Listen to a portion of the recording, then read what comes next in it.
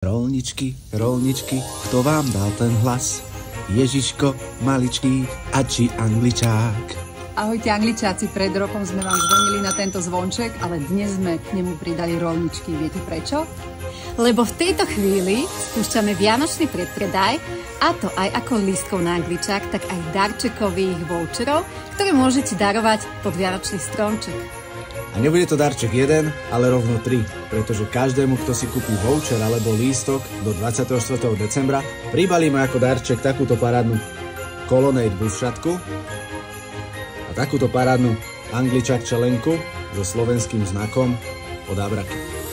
Lístok aj voucher vám po nákupe obratom pošleme mailom, avšak tí, ktorí chcete položiť Angličák ako darček pod vianočný stromček, tak zakliknite pri nákupe zaslať poštou a my vám tento voucher v tejto krásnej obálke a s touto parádnou bušotkou a Angličák čelenkou pošleme poštou, avšak tento nákup musíte urobiť najneskôr do 17.